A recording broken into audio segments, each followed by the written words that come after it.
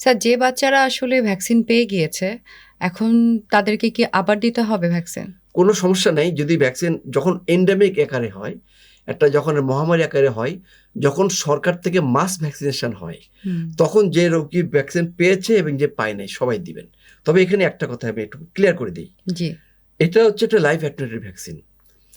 আপনি মনে করেন 9 মাসে এবং 15 মাসে আপনাকে এমআর ভ্যাকসিন দিতে হবে। রাইট। আপনি 15 দিন আগে বা 20 দিন আগে বা 1 মাসের আগে আপনি এমআর ভ্যাকসিন নিয়েছেন, 1 থেকে 1.5 মাস যেন গ্যাপ থাকে। এর আগে আপনি যদি আপনার এখন শিডিউল থাকে আপনি 1 মাস আগে নিয়েছেন বা 15 দিন আগে বা 20 দিন আগে নিয়েছেন, আপনি নেবেন না। রাইট। ঠিক আছে? কিন্তু আপনি নিলে কি হবে?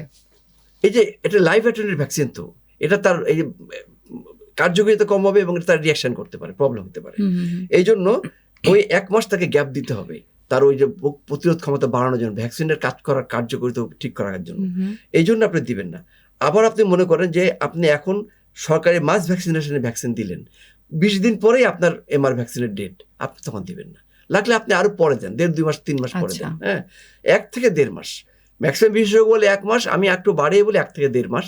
এই গ্যাপটা আপনি রাখবেন এই মাস ভ্যাকসিনেশনের সঙ্গে শিডিউল ভ্যাকসিনেশনের জন্য ওভারল্যাপটা না। স্যার, যে বাচ্চারা কখনো ভ্যাকসিন পায়ই নেই, সেই বাচ্চার ধরেন বয়স পার হয়ে গিয়েছে, 1.5 বছর পার হয়েছে, তারা এখন ভ্যাকসিন নিলে কয়টা ডোজ নেবে তারা? তারা যদি কখন নাও পেয়ে থাকে মিজেল ভ্যাকসিন যদি 2টা ডোজ সে নিবে। কারণ আমি আপনাদের ক্লিয়ার করি, আমাদের দেশে 15 মাসে, 9 মাসে, 15 মাসে নিচ্ছে। আমেরিকান একাডেমিতে পেডিয়াট্রিক্স বা আমেরিকায় ওরা কিন্তু প্রথম ডোজ নেয় 12 থেকে 16 মাসের মধ্যে, আর 4 থেকে 6 বছরে তারা সেকেন্ড ডোজ নেয়। আচ্ছা। সুতরাং এখন 2 বছর যার বয়স, সে যে মেজেল ভ্যাকসিন 2টা ডোজ নেয়, কোনো প্রবলেম নাই, যে নেয়নি নিতে পারে। আমরা আমাদের ভ্যাকসিন পলিসি ফলো করে বিধায় আমরা 9 মাসে 15 মাসে বলি, কিন্তু এর নাই যে এর মানে এই না যে সে অন্য সময় নিতে পারবে না।